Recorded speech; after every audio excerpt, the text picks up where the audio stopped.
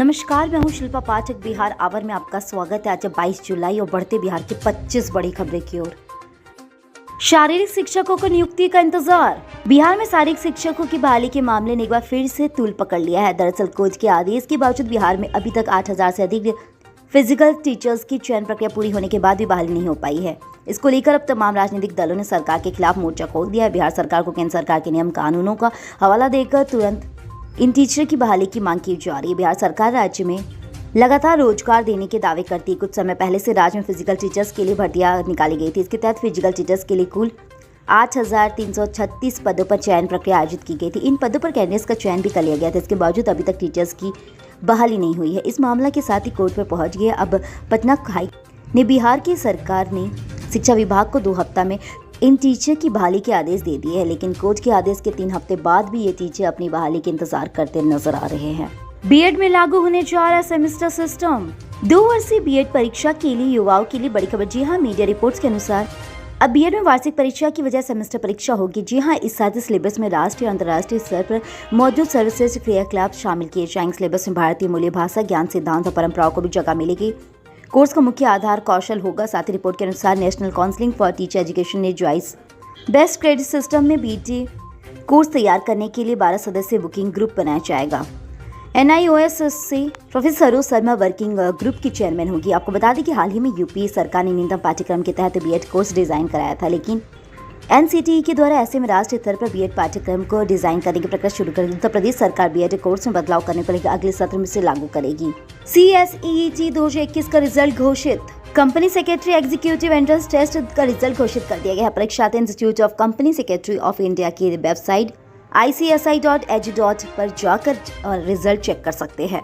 बिहार विश्वविद्यालय में PhD की मौखिक परीक्षा जल्द। बिहार में PhD करने के इच्छुक छात्र छात्राओं के लिए खुशखबरी। जी हाँ, राज्य के 13 विश्वविद्यालय में PhD की मौखिक परीक्षा जल्द आरंभ होगी। शिक्षा विभाग के अपर मुख्य सचिव संजय कुमार ने PhD की लंबित मौखिक परीक्षा शुरू करने के लिए कुलपतियों को निर्देश दे दिया है। अपर मुख्य सचिव संजय कुमार ने मंगलवार को बताया कि परंपरागत विषयों के साथ ही विश्वविद्यालय में PhD की मौखिक परीक्षा कराने हेतु कुलपतियों को निर्देश दे दिया गया। उन्होंने बताया कोरोना महामारी से बचाव को लेकर विद्यालय, महाविद्यालय, विश्वविद्यालय तक के लिए सभी परीक्षाओं के लिए संचालन रोक लगा दी गई। गौरतलब है कि राज्य में कोरोना की मौजूदा गाइडलाइन अगस्त महीने के हफ्ते तक जारी रहेगी। कोरोना देश में बीते दिन 42,114 केस आए सामने। महाराष्ट्र में 3,509 पुरानी मौतें जोड़ने से आंकड़ों में बढ़ोतरी। देश में कोरोना के मामले का फिर से बढ़ती दिखने लगी। जी हां, बुधवार को 42,114 कोरोना की रिपोर्ट पॉजिटिव आई है। इस दौरान 36,857 कोरोना की मात दे चुकी है। साथ ही 3,998 लोगों की संक्रमण की वजह से मौत हो गई। देश में बीते दिन हुई मौतों में से 39 के साथ ही दिनों में सबसे ज्यादा रहा है, जिससे ज्यादा पहले 11 जून को 3,996 लोगों की मौत की रिपोर्ट सामने आई थी। हालांकि मौत के आंकड़े में इतनी बड़ी बढ़ोतरी महाराष्ट्र में पुरानी मौतों को पोस्टर पर अपडेट करने की वजह से हो रही है। यहाँ बीते दिन कोरोना के 147 मरीजों की मौत हो चुकी, जबकि 3,509 मरीजों की अपडेट किया गया है। कोरोना लड़ाई में 38 जिलों में टॉप पर पटना शहर। राजधानी में हर्ड इम्यूनिटी लक्ष्य पूरा। कोरोना की तीसरी लहर में शहर की अपेक्षा गांव में खतरा अधिक बढ़ा है। इसका कारण है कि वैक्सीनेशन की रफ्तार है। बिहार के 38 जिलों में पटना का शहरी इलाका इस लड़ाई में तैयार हुआ। यहाँ के लोगों में हर्ड इम्यूनिटी के साथ ही तैयार हो गया। शहरी में कुल 14,36,698 लोगों की टारगेट 31 जुलाई तक 100% पार हो चुका है। शहरों की अपेक्षा गाँव के वैक्सीनेशन की रफ्तार काफी धीमी है, इसलिए तीसरी लहर में बड़ी ग्रामीण आबादी जो कि वैक्सीन नहीं ले पा रही, वो कोरोना के खतरे की जद में है। इम्यूनिटी संक्रमण बढ़ाने को लेकर बीमारियों के खिलाफ बचाव के लिए अप्रत्यक्ष रूप से तैयार एंटीबॉडी को कहते हैं। PMCH के माइक्रो बायोलॉजी विभाग के पूर्व HOD के द्वारा सत्येंद्र सिंह ने कहा कि यह बात तब होता है जब आबादी या लोगों का समूह या तो वैक्सीन लगने हो या फिर संक्रमण से उभरने के बाद भी उनके खिलाफ इम्यूनिटी का विकसित लेता रहा है। बिहार में बालू का खेल सुर्खियों में। धड़ल्ले से जारी अवैध कारोबार। भवन निर्माण चाहे निजी हो या सरकारी, बालू के बिना किसी का काम चलने वाला नहीं है। जी हां, अभी इसके लिए खनन से लेकर वितरण तक की दोषपूर्ण व्यवस्था से बालू की किल्लत की जा रही। बालू माफिया से साठगांठ पर 2 SP समेत दर्जन पुलिस अफसरों का स्थानांतरण, निलंबन और जेल भेजने की कार्रवाई हो चुकी है। सैकड़ों माफियाई भी जेल जा चुके हैं। बालू को अफसरों की काली कमाई पर आर्थिक अपराध इकाई की नजरें पर अब सरकार ने सिरदर्द बने बालू के दाम और वितरण को व्यवस्थित करने शुरू कर दिया। वही वजह है कि बारिश में खनन बंद होने के कारण स्थिति में स्टॉक बालू का भी उठाव नहीं हो रहा था। यह बालू घाट पर खनन का टीका लगाने वाली कंपनियों का है जो भाग खड़ी है। बिजली बिल बचवाने के लिए 5,000 की तरकीब, कंपनी को लग रही है भनक। पटना के कुछ बिजली उपभोक्ता मीटर बाईपास कर बिजली चुराने की लत नहीं छोड़े। जी हालांकि स्मार्ट मीटर लगाए जाने के बाद भी ऐसा करना नामुमकिन हो गया है। बिजली उपभोक्ता कई मैकेनिक्स को रुपए देकर अपने स्मार्ट मीटर में बाईपास करवा रहे हैं। इसके साथ ही मीटर बाईपास कराने के लिए 5,000 रुपए तक भी ले सकते हैं। साथ ही ये 5,000 रुपए उपभोक्ता को कई फायदा पहुंचाने की बजाय बड़ा झटका दे रही है। जानकारी मिलने के बाद बिजली कंपनी ने इसका शिकंजा करने की कवायद तेज कर दी। कंपनी के एसटीएफ के द्वारा अभियंता साजिद अली ने गिरोह के गुर्गों को जल्द पकड़ने के लिए रणनीति बनाने के निर्देश दे दिए गए हैं। कमला नदी का जलस्तर घटने से लोगों ने ली राहत की सांस। मधुबनी कमला नदी के अंदर जलस्तर में कमी आने से लोगों ने राहत की सांस ली। मंगलवार आधी रात के बाद कमला नदी के जलस्तर में काफी कमी पाई गई है। जलस्तर में काफी कमी के बाद सबसे ज्यादा राहत तटबंध के अंदर बसे गांव के लोगों को मिली है। आपको बता दें कि मंगलवार की सुबह से जलस्तर में काफी तेजी से वृद्धि होने लगी थी। रात होते होते जलस्तर खतरे के निशान को पार चला गया था। बक्साही गाँव की ओर से बधार में नदी का पानी फैलने लगा था। नदी का पानी मधुआपुर जाने सड़क को छूने लगा था। तटबंध के बाहर बसे लोगों के साथ ही गाँव में जलस्तर में वृद्धि से बेचैन हो गए थे। प्रशासनिक महकमा की जलस्तर बढ़ाने की चौकसी बरत दी गई थी। नदी का पानी बढ़ने तटबंध के अंदर के खेतों में पानी धान की फसल डुबा दी थी।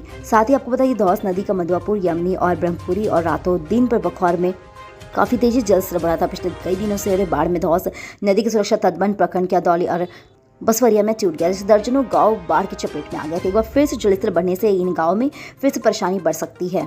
बसवरिया में टूटे तटबंध की ओर से मरम्मत शुरू नहीं हो सकी है। अदौली में मरम्मत कार्य में प्रगति से काम की जा रही है। चेक क्लोनिंग कर पटना कॉलेज के खाते से उड़ाए 62,80,000। बिहार की राजधानी पटना में चेक और एटीएम क्लोनिंग के मामले लगातार सामने आ रहे। क्लोनिंग का एक बड़ा मामला उजागर हुआ है। इसके साथ ही पटना विश्वविद्यालय से लेकर पटना पुलिस में खलबली मच गई है। चेक क्लोन करने के लिए गिरोह ने बिहार के प्रतिष्ठित कॉलेज में सोमवार पटना कॉलेज के खाते से चेक क्लोन कर 62,80,000 रुपए की राशि निकासी कर ली है। मामले की जानकारी मिलते ही पटना कॉलेज प्रबंधक के होश उड़ गए।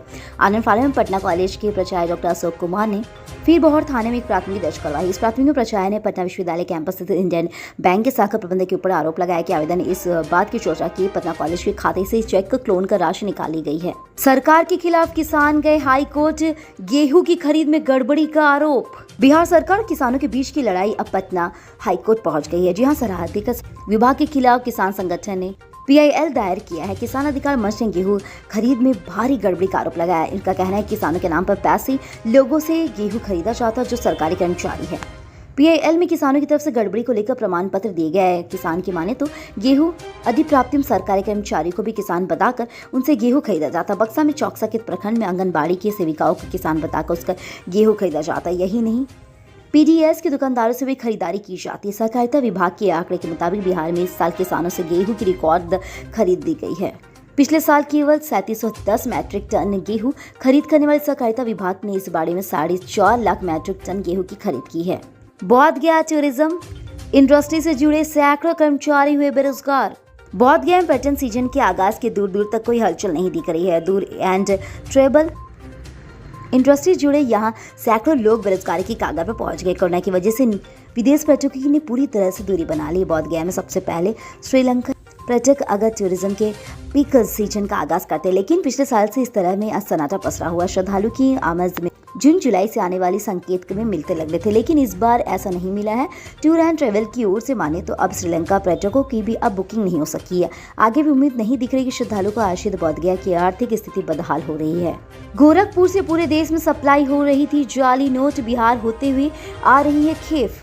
उत्तर प्रदेश का गोरखपुर इन दिनों देश भर में हो रही जाली नोटों की सप्लाई का हब बना हुआ है। बिहार और गोरखपुर से देश भर के शहरों में जाली नोटों की खेप पहुंचाई जा रही है। इसका खुलासा तो बीते दिनों कैच पुलिस ने 2 एजेंटों के नकली नोटों के साथ गिरफ्तार करते हुए कर दिया है। इसके साथ ही अभी तक 13 जुलाई को ग्वालियर पुलिस ने सिवान बिहार पुलिस ने बिहार के निवासी मोहम्मद यूसुफ को भी इसके एक अन्य साथी के साथ आगरा में 1 लाख रुपए से अधिक जाली नोटों के साथ गिरफ्तार कर लिया। पकड़े गए तीनों आरोपियों का रूसी करहुल्ला प्रसाद और मोहम्मद यूसुफ से पता चला कि इंटरस्टेट रैकेट का मास्टरमाइंड राजन तिवारी निवासी सिवान बिहार का है, जो कि अभी पुलिस के हाथ नहीं चढ़ा है। साथ ही नोट लाकर इन्हें देता तो 40,000 रुपए से 1 लाख रुपए के नकली नोट मिलते थे।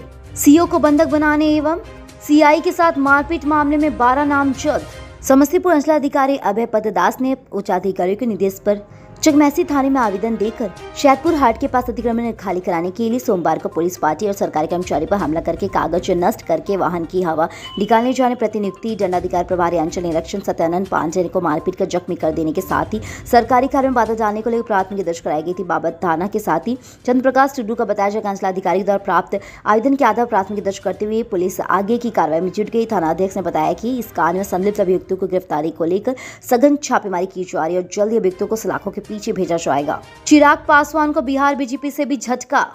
लोक जनशक्ति पार्टी पर भी हक की लड़ाई, सांसद से सड़क तक की लड़ाई। चिराग पासवान को बिहारी बीजेपी से भी निराश हाथ लगी है। विधानसभा चुनाव के पहले से बीजेपी को अपने साथ मानकर चल रहे चिराग पासवान को भी झटका लग गया। चाचा रामचंद्र पासवान की पुण्यतिथि पर बिहार बीजेपी चिराग की जगह पशुपति पारस के साथ खड़ी नजर आई। लोजपा के द्वारा दोनों गुटों चिराग और पारस ने पुण्यतिथि का आयोजन किया। इस दौरान बिहार बीजेपी के प्रदेश अध्यक्ष संजय जायसवाल पारस गुट की ओर से दिल्ली में आयोजित पुण्यतिथि समारोह में शामिल चिराग पासवान ने अकेले ही कार्यक्रम का आयोजन किया। परिवार के सदार भी केंद्रीय मंत्री पशुपति पारस के साथ नजर आए। जयनगर आनंद विहार गरीब रथ समेत 7 जोड़ी स्पेशल ट्रेनों को हरी झंडी। कोरोना संक्रमण के कम होते यात्रियों के आने जाने का सिलसिला तेजी से बढ़ने लगे। यात्रियों की बढ़ती भीड़ को देखते हुए पूर्व मध्य रेल क्षेत्र से होकर चलने वाली Jaynagar Anand Vihar terminal Rajgir Varanasi DDA junction Lucknow special सहित 7 जोड़ी स्पेशल ट्रेनों का परिचालन प्रारंभ किया जा रहा है। बिहार के इन 4187 के साथ शिक्षकों की जा सकती है नौकरी।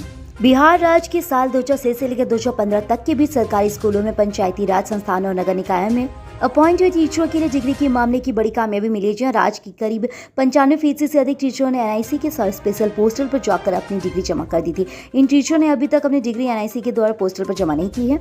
उनके लिए बुरी खबर है कि अपलोड करने की अंतिम तिथि 20 जुलाई बीत चुकी है। ऑनलाइन जमा होने के बाद इस पोस्टल पर करीब शिक्षकों की डिग्री अपलोड होने वाली चुकी है। साथ ही में जताई जा रही है कि छुट्टी हुए शिक्षकों को दोबारा 3 से 4 दिनों का डिग्री जमा करने का मौका दिया जा सकता है। बुधवार के दिन बकरीद की छुट्टी होने के बाद गुरुवार के दिन शिक्षा विभाग टीचर की अपलोड और बाकी हुए डिग्री ऊपर विचार मंथन करेंगे। रडार पर 40 मकान। बेरूर जेल प्रशासन ने 40 मकानों को किया चिन्हित। पटना के केंद्रीय आदेश कार्य के आसपास बने मकानों को नगर निगम ने नोटिस जारी कर दिया है। 40 मकानों को चिन्हित किया गया है जिन पर शक है कि उनके दोबारा जेल में आपत्तिजनक सामान जेल में पहुंचाई जाती है। इन सभी को नोटिस जमा कर दी गई है। जेल प्रशासन ने ऐसे 40 मकानों में चिन्हित कर सरकार को इसे सूचना दे दी गई। जेल प्रशासन की शिकायत है कि इस मकानों पर उपयोग जेल में अवैध सामान पहुंचाने में किया जाता है। साथ ही सामानों में गांजा, mobile phone, sim card, charger, खैनी समेत कई आपत्तिजनक सामानों को लेकर जेल प्रशासन ने आपत्ति जताई। इसे लेकर कई बार थाने में शिकायत भी दर्ज कराई गई। इनके बावजूद जेल प्रशासन एक सूची बना के इन मकानों को चिन्हित कर गृह विभाग को इसकी पूरी जानकारी दे दी है। इस नोटिस के बाद बेरूर इलाके के मकान मालिकों के लिए बड़ी हड़कंप मचा हुआ है। निगम ने उन सभी मकानों मालिकों को 1 हफ्ता के अंदर निगम के कार्यालय में अपनी जमीन संबंधी सभी कागजों को जमा करने के निर्देश जारी कर दिए। इसके अलावा निगम ने भी अपना कमर कस लिया है। गोपालगंज में आज से कोविड मरीजों की टीबी जांच। गोपालगंज में कोरोना संक्रमित और कोरोना से ठीक हुए मरीजों में अब तक टीबी की जांच की जाएगी। इससे साथ ही टीबी जांच में पहचान किए जाने मरीजों को कोविड टेस्ट भी किया जाएगा। इसको लेकर स्वास्थ्य एवं परिवार कल्याण मंत्रालय ने कोविड-19 संक्रमित मरीजों के लिए लक्ष्य रोग की जांच और पहचान की जाने से टीबी मरीजों के लिए कोविड-19 परीक्षण की सिफारिश की है। सिविल सर्जन जोगिंदर महतो ने कहा कि बुधवार से कोरोना संक्रमित या कोरोना से ठीक हुए लोगों के टीबी जांच का निर्देश दिया गया है। लोगों से भी अपील की जाए कि वे अपना जांच करवाए। सिविल सर्जन के साथ ही कहा गया टीबी और कोविड-19 दोनों ही ऐसे संक्रमण रोग है जो सबसे पहले फेफड़ों पर हमला करते। दोनों ही बीमारियों के लक्षण एक जैसी यानी खांसी, बुखार और सांस लेने में तकलीफ होता है। हालांकि टीबी के संक्रमण के बाद बीमारी काफी धीमी गति से विकसित हो गई। वहीं कोविड-19 में बीमारी तेजी से विकसित होती रही है। एसएसबी ने 270 बोतल नेपाली शराब के साथ तस्कर को धर दबोचा। सुपौल एसएसबी 45वीं बटालियन ने बुधवार को अले सुबह सीमा चौकी सिमरीघाट से 270 बोतल दिलवाले ब्रांड के नेपाली शराब के साथ तस्कर को गिरफ्तार कर लिया। जी हां, जानकारी देते हुए कमांडेंट एच.के. गुप्ता ने बताया कि सूचना मिली थी कि कोसी सर पर 2045 से नदी के रास्ते शराब की खेप भारतीय विभाग में आने वाली थी। एसएसबी को देखते हुए व्यक्ति सामान फेंक कर भागने की कोशिश करने लगा, परंतु नाका दल द्वारा उस व्यक्ति को घेर कर पकड़ लिया गया है। तत्पश्चात नाका दल 12 बोरी को खोलकर देखा गया। उसमें दिलदारे ब्रांड के 70 बोतल नेपाली शराब बरामद कर ली गई। तस्कर शराब उत्पाद विभाग सौफल को सुपुर्द कर दी गई है। तस्कर की पहचान उपेंद्र कुमार ठाकुर गांव नोनपार वार्ड संख्या 12 के रूप में की गई। मालूम हो कि कोसी नदी में पानी बढ़ने के कारण शराब तस्करों की चांदी कटने लगी है। शराब तस्कर नाव के सहारे शराब की बड़ी खेप लाकर पूर्वी कोसी तटबंध के किराने जहां तक उतारते हैं, वहीं फिर वहां से उसे लदा कर दूर दूर तक ले जाते हैं। शादगी और पाकी जगी के साथ मनी बकरीद घर पर ही पढ़ी गई नमाज। कोरोना संक्रमण के बीच ईद उल अजहा का त्यौहार बुधवार को संपूर्ण रूप से जिले के सादगी और पाकी-चक्की के साथ मनाया गया। इमारतें, रसिया, फुलवारी शरीफ, पटना और बिहार राज्य सन्नी वक्फ बोर्ड पटना से जारी दिशा निर्देश के आलोक में ईद उल अजहा की नमाज ईदगाह और मस्जिदों में प्रतिबंधित रही है। जिले भर मस्जिदों की इमाम की अगुवाई में सिर्फ 4 से 5 लोगों के लिए शारीरिक दूरी का पालन करते हुए नमाज अदा की गई है। शेष मुस्लिम धर्मावलंबियों ने अपने अपने घरों में ईद उल अजहा की नमाज अदा की। ईदगाह सुपौल के मोहम्मद वली आजम ने बताया कि कोरोना संक्रमण को देखते हुए मुस्लिम धर्मावलंबियों ने अपने अपने घरों पर ईद उल अजहा की नमाज अदा करने की अपील की गई थी। इसी आलोक में जिले भर में ईद उल अजहा का त्यौहार शारीरिक दूरी का पालन करते हुए सौहार्दपूर्ण माहौल में बनाया गया है। मुंगेर हरने चेक डैम खुलेगा, समुद्र का द्वार 80% काम पूरा। हवेली खड़गपुर अनुमंडल क्षेत्र लगभग 1 दर्जन किसानों के दिन बहुने वाले हैं। बागेश्वरी, कुवारा, मजगाई जी, भदौरा सहित गांव के किसान और श्रमिक होंगे। साथ ही इनके लिए खेती कर पानी पहुंचाने के लिए बागेश्वरी गांव स्थित हरने गोविंद पुल पर बन रहा चेक डैम 2022 के जून तक चालू कर दिया जाएगा। अभी 80% काम पूरा कर लिया गया। इस डैम के चालू होने से लगभग 2100 एकड़ खेतों का सिंचाई के लिए पानी पहुंचेगा। चेक डैम का निर्माण में 15 करोड़ की लागत से हो रहा है। यह डैम की पहचान जोहर नाइस गोविंद चेक डैम से हुई है। चेक डैम से जल संग्रहण के साथ साथ क्षेत्र के किसानों को सिंचाई की समस्या से निजात मिलेगी। भूमि विवाद सुलझाने को लेकर बड़ा कदम उठाए बिहार सरकार। राज्य सरकार अब आपसी सहमति के आधार पर भूमि विवाद सुलझाने की कोशिश करेगी। इसके लिए कानून बनाने पर भी विचार चल रहा है। राज्य में भूमि सुधार मंत्री रामसूरत राय ने बुधवार को जानकारी दी। उन्होंने बताया कि मामूली बातों को लेकर भूमि विवाद हो रही है तो इसमें कानून व्यवस्था पर असर पड़ रहा है। जमीन का उपयोग भी बाधित हो रहा है। मंत्री ने बताया कि सरकार ने फैसला लिया है कि इनके नाम से जमीन की जमाबंदी होगी, वहीं जमीन की रजिस्ट्री कर दिया जा सकता। इससे बहुत हद तक विवाद कम होने की संभावना जताई है, लेकिन भूमाफिया ने अदालत में इस आदेश को चुनौती दे डाली। लिहाजा अब इस पर अमल नहीं हो रहा। सरकार कोशिश कर रही है कि इस मामले में लगी अदालती रोक जल्द से जल्द हटा दिया जाए। विवाद का एक बड़ा कारण यह भी है कि बिना जमाबंदी वाले रैत जमीन की बिक्री कर देते हैं। जमीन पर कब्जे को लेकर लंबी लड़ाई चलती है। बिहार में 24 घंटे के अंदर बदलेगा मौसम। बिहार के मौसम का मिजाज अगले 24 घंटे में बदलेगा। जी हां, राज्य में अधिकांश भागों में बादल छाए हुए हैं। कुछ जगहों पर हल्के से मध्यम स्तर की बारिश भी है। बंगाल की खाड़ी में अगले 2 दिनों से चक्रवात बनने के आसार है। मौसम विज्ञानों की माने तो राज्य में मौसम में अगले 24 घंटे में राज्य के विभिन्न जगहों पर हल्के से मध्यम स्तर की बारिश के साथ आकाश में बिजली चमकने की संभावना है। मौसम विभाग ने आने वाले 24 घंटे के अंदर लोगों को अलर्ट जारी कर दिया है। बिहार के सभी जिलों में हल्की से मध्यम बारिश की संभावना है। इस दौरान 1 से 2 स्थानों पर भारी बारिश को लेकर अलर्ट जारी कर दिया गया। मौसम विभाग ने अलर्ट जारी किया है। बारिश के कारण खराब होने में मौसम में लोग घर से बाहर सावधानी के साथ निकले। वजन कम करना चाहते हैं तो पहले बदले खाने की ये 3 आदतें। वजन घटाना किसी के लिए भी आसान काम नहीं है। बढ़ते वजन को कम करने के लिए अनुशासन का पालन करना होता है। इसमें सही डाइट, रोजाना वर्कआउट करना शामिल करें। कुछ एक्सपर्ट का मानना है कि एक निश्चित अंतराल पर थोड़ा थोड़ा खाने से मेटाबॉलिज्म बेहतर होता है और कैलोरी भी बर्न होती है। एक रिसर्च की माने तो दिन भर में कम मात्रा में खाना ही सही है, लेकिन 6 बार से ज़्यादा खाने पर आप मोटापे का शिकार हो जाते हैं। हालांकि सभी के लिए वजन घटाने का नियम एक सा नहीं हो सकता। कल हमारे द्वारा पूछे गए सवाल के जवाब आप में से बहुत से जिसने हमें कमेंट करके दिया, उसके लिए आपका बहुत बहुत धन्यवाद। आप में से जिन यूजर्स का जवाब अच्छे लगे उनके नाम है संदीप, तारा और टुनटुनोचा। आप हमारे सवाल के जवाब देते हैं, हम कल आपका नाम लेने की पूरी कोशिश करेंगे। तो चलिए बढ़ते आज के सवाल की। और आज का सवाल कुछ इस प्रकार है, क्या बिहार सरकार भूमि विवाद सुलझाने की दिशा में बढ़िया काम कर रही है? अपने जवाब हमें कमेंट करके जरूर बताएं। इसके साथ ही आज के लिए बस इतना ही। कल की खबरों के लिए हमारे साथ जरूर रहे। अगर ये वीडियो आप हमारे YouTube पर देख रहे हैं तो चैनल को सब्सक्राइब करें और बेल आइकन दबाना ना भूलें। और अगर आप ये वीडियो हमारे Facebook पर देख रहे हैं तो पेज को लाइक करें और ज़्यादा से ज़्यादा शेयर करें। सुरक्षित रहे, स्वस्थ रहे। धन्यवाद।